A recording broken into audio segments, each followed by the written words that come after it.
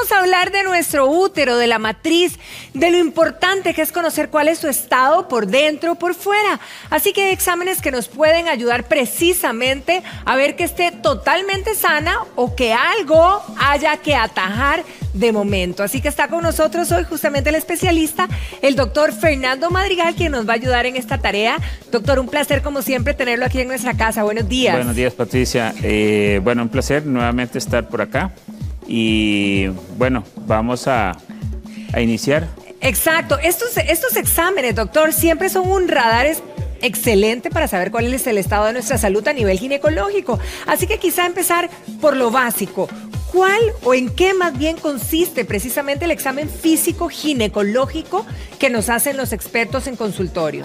Bien, una de las condiciones particulares es siempre ir al ginecólogo genera demasiada ansiedad. Sí.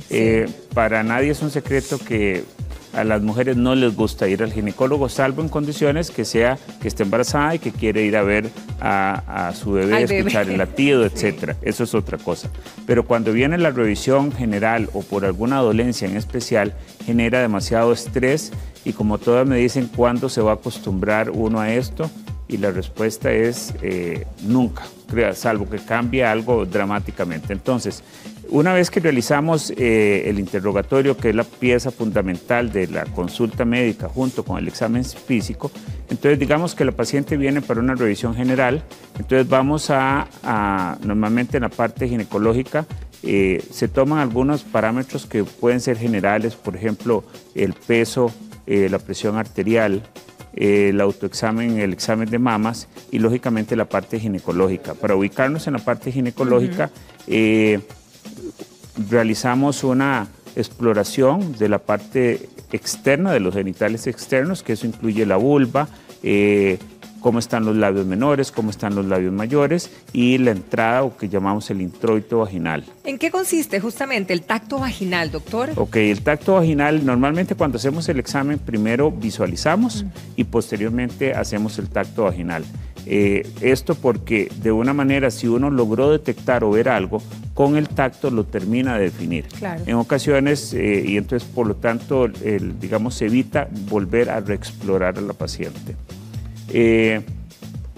El tacto vaginal consiste en introducir normalmente, bueno, si es diestro o ambidiestro, lo que sea, introducir normalmente los dos dedos, el índice y el anular, dentro de la vagina para revisar cómo se siente la turgencia, es decir, cuál es la resistencia o no que puede ofrecer la vagina, más o menos la longitud de la misma, si se sienten irregularidades en la superficie de la vagina y al final de la vagina, que normalmente en una mujer mide alrededor de 10 centímetros, se encuentra un botoncito que es una forma circular que corresponde al cérvix o al cuello del útero.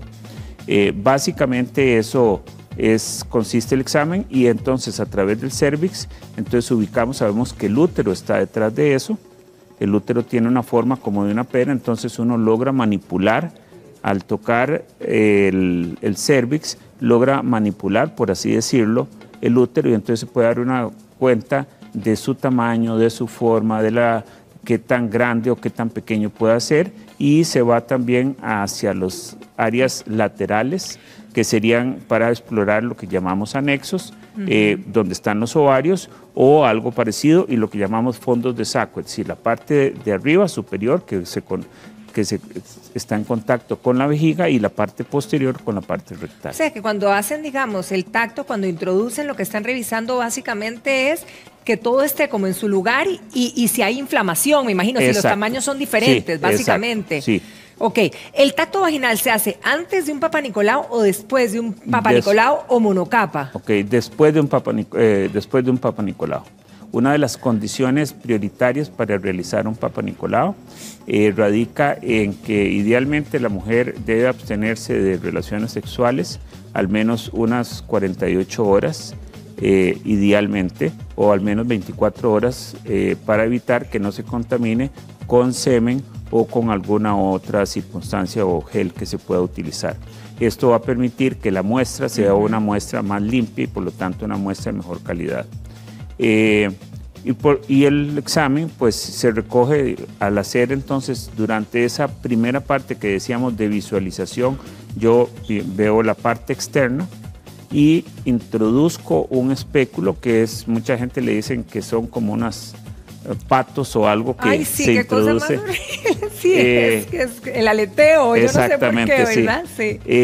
Y hoy, gracias a Dios, siempre ha habido diferentes tamaños, sí. Pero ahora, digamos, inclusive los materiales han permitido que sea un poco más cómodo la exploración. Lógicamente va a depender del por qué llega la paciente. En ocasiones no hay necesidad de hacer tanto movimiento con los espéculos. En otros aspectos, cuando hacemos una colposcopía, que es un examen especial, pues ahí es un poco más incómodo porque ese pato tiene que estar abierto. Doctor, cuando ustedes están revisando lo exterior, ¿qué es lo que se están fijando? ¿Qué tipo de lesiones están buscando? En la parte exterior, a nivel genital, a nivel vulvar, la asimetría. Y esa simetría entonces nos puede dar alguna simetría que pueda ser, digamos, normal. Hay algunas mujeres que normalmente lo que son la vulva normalmente tiene una característica diferente en cada mujer, dependiendo si es delgada, si es gordita, si ha tenido o si no ha tenido hijos.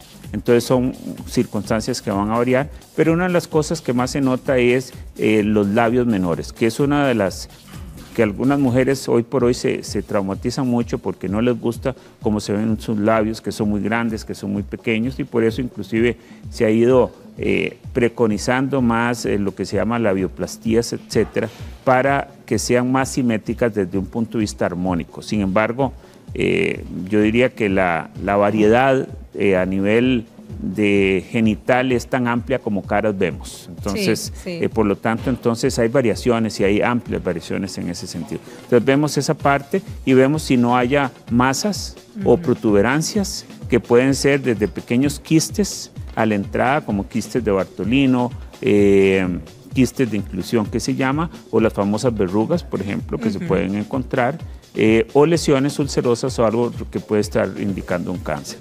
Ahora, doctor, que mencionábamos el Papa Nicolau y el monocapa, ¿en qué situación es que se recomienda cada uno de ellos y qué es lo que arrojan? Bien, el Papa Nicolau es la técnica original, de hecho fue descrito por el doctor Papanicolaos, y se trata de identificar las células que se desprenden del cuello uterino a través del moco, por así decirlo, como si fuera la saliva, pero en este caso de la porción cervical, y esas células se estudian y entonces nos revelan si existe un riesgo de cáncer. Entonces la técnica original se ha ido variando a través del tiempo. Entonces lo que se llama como Papa Nicolau convencional es aquel que se toma normalmente hoy por hoy con una pequeña espátula de madera recorriendo la parte externa del cuello y con un cepillo endocervical para tomar una muestra del canal. Eso se fija en una lámina, se fija con alcohol o con algún fijador especial y se envía al laboratorio. Esta técnica se vino utilizando o se ha venido utilizando desde los años 50. Se modificó a partir de los años 90 prácticamente y se introdujo la técnica de base líquida.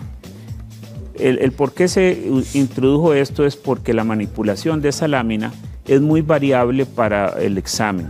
Entonces, que la muestra podía estar muy contaminada, es decir, que tal vez mandaran demasiada secreción y entonces quedaba una capa de moco muy espesa que era muy difícil de valorar. En ocasiones podía ser que casi no estuviera. Dos, que la lámina se quiebre, que esté mal procesada, que el transporte, es decir, hace algunos años se vio que inclusive habían un montón de láminas que habían enviado de un centro que los tenían en bolsas de basura tiradas en el piso y lógicamente eso puede contaminar la lámina. Entonces se introdujo la técnica de base líquida y esa tiene la ventaja, es similar. Entonces vamos a poner, ¿qué detectan tanto monocapa como base líquida o base líquida y Papa Nicolau convencional? Ambos son igualmente efectivos para la detección de cáncer de cuello. La gran diferencia que ofrece la base líquida es que se ha visto que tiene una mayor sensibilidad para detectar lesiones precancerosas. Por lo tanto, ya eso es una ventaja. Sí, claro. Y lo segundo es que en la base líquida yo puedo hacer otros exámenes adicionales. Puedo detectar la presencia de virus de papiloma corriendo métodos especiales. Puedo detectar enfermedades de transmisión sexual haciendo cultivos que normalmente son por técnicas que se llaman de PCR y por lo tanto entonces ofrece una mayor ayuda en ese sentido. Doctora, a propósito, ya entran algunas consultas de nuestras televidentes vía WhatsApp y una nos consulta, tiene 27 años, se hizo un Papa Nicolau y el diagnóstico que le dieron fue una displasia escamosa, que si usted la podría orientar, ¿de qué se trata? Sí, claro, la displasia del Papa Nicolau se va a reportar normalmente como normal o inflamatorio, que para efectos prácticos es lo mismo, y después vienen una serie de reportes que en Costa Rica se usan casi 3 clasificaciones a la vez. Entonces, podemos hablar de lesiones de alto y bajo grado, podemos hablar de displasias que son leves, moderadas o severas, e inclusive lo que se llaman NIC1, NIC2, NIC3. El punto es, las displasias escamosas es la parte externa del cérvix y es una alteración en el crecimiento normal del patrón de arquitectura celular en el cuello. ¿Eso qué significa? En el cérvix hay una continua renovación de células y todos los días se están reemplazando como en el resto del cuerpo de uno.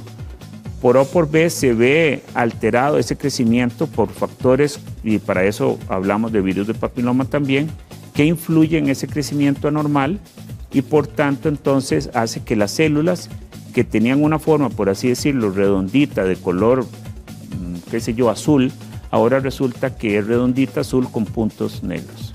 Y entonces, ¿qué tantas celulitas alteradas nos empieza a decir que hay una displasia? Y entonces hay diferentes grados. Y de acuerdo a eso, pues entonces tenemos que tratarlas porque justamente la idea es detectar o prevenir el cáncer. Ok, si eso se deja a lo que puede ir en un futuro es a un cáncer. Exactamente. Entonces ¿y eso se trata con algún tipo de tratamiento medicamentoso? Sí. Primero, siempre que hay una citología anormal, la recomendación técnica es hacer una colposcopía. Podemos encontrar variaciones a nivel mundial de que se puedan manejar con repetir citologías, con hacer pruebas de hibridación para virus de papiloma, etcétera, pero digamos a nivel de Costa Rica, debido a los costos que genera, para nosotros es más barato inclusive hacer una colposcopía que este tipo de exámenes. Entonces, independientemente del resultado, se debe hacer una colposcopía, que es ver el cérvix a través de unos, macroscopios, por así decir, y entonces vamos a ver las características más finas. Es como tener una lupa donde yo me acerco en el cuello y lo veo con mucho detalle para ver si hay pequeños crecimientos, ulceraciones, etcétera, que me puedan indicar eso. Se toman biopsias de los sitios alterados.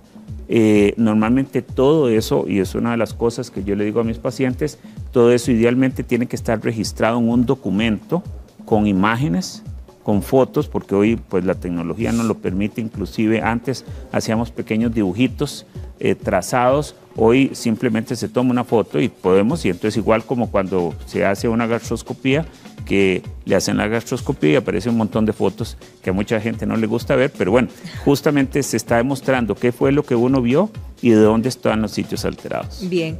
Doctor, vamos a pasar a otro caso. Otra amiga nuestra de 21 años, bastante joven, tiene 2 años en que no le viene la regla y de repente le baja un día, desaparece, y la consulta de ella es qué exámenes se debe hacer para ver qué está sucediendo. Con 21 años. 21 años, muy jovencita. Una paciente con 21 años, cuando hay irregularidades de la menstruación, básicamente podríamos decir, uno, si hay un atraso, primero descartar embarazo. Eso es claro. Siempre. Así me perjure y jure y venga vestida de monja, un embarazo. Si no es esto, casi siempre son trastornos de la ovulación, los ovarios no están funcionando bien y entonces necesitamos hacer una valoración general de ella porque podría haber algún quiste que sea la causa, podría ser simplemente un ovario poliquístico, podría ser inclusive a algunas pacientes no les viene la menstruación, pero inclusive no sabemos si está tomando anticonceptivas y podría ser simplemente el hecho de tomar anticonceptivas el por qué no le baja la menstruación. Entonces la recomendación es que la valore un ginecólogo. Si uno en el examen físico encuentra que todo está bien, inclusive puede inducir la menstruación fácilmente con un tratamiento, y en caso de que se vuelva repetitiva, realizar pruebas de laboratorio casi siempre de tipo hormonal. Bien, doctor, hablábamos antes del Papá Nicolau, el monocapa, pero también muchas veces nos recomiendan hacernos el ultrasonido vaginal. ¿En qué casos? ¿Qué es lo que están buscando cuando mandan este examen? Bien, los aspectos tecnológicos han ido variando. Sigue siendo fundamental el examen físico y el tacto vaginal. Si yo encuentro alguna anormalidad al tacto, bien sea porque me parece que el útero es más grande de lo normal, bien sea porque me parece que existe una tumoración o una masa en el área de la pelvis, y la otra puede ser que yo, examinando a la paciente, también puede hacer que sea un útero difícil de examinar. Si yo tengo una paciente delgada frente a mí, es mucho más fácil un examen que en una paciente que es muy gordita. Hay pacientes que tienen cirugías a nivel de abdomen, y eso hace porque el examen se hace bimanual, no solamente el tacto, sino que con la otra mano yo me ayudo, como quien dice, a prensar. Y también como presionan el abdomen, exacto, sí, allá abajo. Para tratar de prensar y tomar uno entre sus manos, por ejemplo, el útero. Pero en ocasiones el útero está en lo que nosotros llamamos retroversión uterina, y esa dificulta un poquito más el examen. Depende también de la dolencia. Puede ser que sea por dolor, que uno examine a la paciente, no encuentre realmente nada, y entonces el ultrasonido nos ayuda a terminar de definir un diagnóstico. Bien. Doctor, tenemos otra consulta vía WhatsApp, y justamente es otra amiga que nos dice que ella perdió hace 2 años a su bebé, lo cual sentimos muchísimo, y que a partir de ese momento no ha dejado de tener un dolor aquí en el bajo, ¿verdad? En el vientre, como decimos popularmente, en el bajo vientre, dolor de ovarios también se refiere, y que también le duelen las piernas. ¿Esto ha sido continuo? Primero, es muy lamentable cualquier pérdida gestacional. Si bien desde el punto de vista estadístico uno sabe que casi un tercio de las pacientes, una cuarta parte de las pacientes, entre un 15 y un 20%, pueden tener una pérdida gestacional normal, espontánea, sin que eso genere mayor repercusión en un futuro embarazo. Eso afecta mucho a la mujer, a la pareja. Después de 2 años, entonces habría que analizar si están sus periodos menstruales normales, si a esa paciente le hicieron o no una limpieza del útero, bien sea por métodos de aspirado o un legrado, porque habría que ver exactamente qué fue, si hubo algún riesgo de infección en ese momento, porque uno podría pensar desde que probablemente sea simplemente inflamación, un poco de síndrome de congestión pélvica que llamamos, sin mayor repercusión, o bien porque tuviera alguna secuela secundaria al legrado, por ejemplo, que haya habido alguna enfermedad inflamatoria no diagnosticada. Por lo que ella manifiesta que se le recargan las piernas, parece más lo que llamamos síndrome de congestión pélvica, y es ocasionada por cambios hormonales, principalmente por progesterona, que normalmente no tiene mayor repercusión salvo la molestia y la incomodidad. Claro, okay. Pero habría que, ahí sí, por ejemplo, realizar un examen físico y un ultrasonido nos va a ayudar a detectar si esa paciente, sus órganos genitales se ven bien. Perfecto, doctor. Bueno, y también cuando abrimos el WhatsApp me encanta porque de repente muchas madres se empiezan a consultar por sus hijas, ¿verdad? Y en este caso, justamente estamos hablando de una chiquilla de 12 añitos que su mamá nos pregunta que la regla, doctor, le está bajando 2 veces al mes. Y al hablar de una niña, prácticamente uno dice, bueno, ¿qué examen le tendrán que hacer? ¿Qué es lo que toca, doctor? Bien, en esa etapa del inicio de la adolescencia, en la etapa puberal, donde está en el desarrollo, las mujeres hoy por hoy, o las niñas, empiezan a desarrollar arriba de los 9 años. Entonces unas van a tener su menstruación a los 9 años, otras a los 10, a los 11, a los 12, y hoy por hoy es bastante infrecuente inclusive ver una niña que a los 14 años no ha tenido su periodo menstrual. Antes nos acostumbrábamos más a ver que las menstruaciones se iniciaran entre los 12 y los 14, e inclusive a los 15 pudiera ser que no tuvieran menstruación. Entonces lo cierto es que esa anticipación de hechos, las mamás siempre se ponen muy tristes que ya empezó mi niña a ser casi mujer. Sí, bien, sí. En esas etapas es un fenómeno normal porque el organismo está empezando a dar sus primeros pasos. Esas pequeñas irregularidades hormonales se van a ir corrigiendo conforme se vaya madurando el eje. Entonces, normalmente yo diría que con solamente observarla, y lo más importante es ver la cantidad de sangrado. Si el sangrado es poco y si no demanda mucha ansiedad o tensión en la niña, no está generando demasiado dolor, podemos esperar porque paulatinamente en los siguientes meses se va a ir mejorando. Sin embargo, si tiene mucho sangrado o hay mucho dolor, sí sería recomendable, bien sea que la vea inicialmente el pediatra, porque es la persona que ha estado o ve o conoce esa niña. Yo las veo, hay veces me las traen, y entonces una de las cosas que le digo es idealmente que ella acepte ir, porque si no acepta estamos en un problema, porque curiosamente uno pues no les tiene que revisar casi nunca el área genital, pero en ocasiones está obligado porque la característica de la paciente así lo obliga, y entonces se hace un ultrasonido también para ver cómo están sus órganos, y muchas veces lo que hace es uno tranquilizar a la niña y a la mamá. Doctor, muchísimas gracias por evacuarnos tantas dudas, porque la verdad que todo esto genera dudas en nosotros las mujeres, al final nuestra salud ginecológica, y que además es primordial. Que pase un feliz día, doctor, muy agradecidos. Bien, muchas gracias por la invitación y suerte a todos los romeros. Yo ya cumplí con mi tarea, así en buena hora, en buena hora, y aquí lo veo muy bien, qué bien. Bien, nosotros continuamos, nos vamos para el jardín con Ítalo.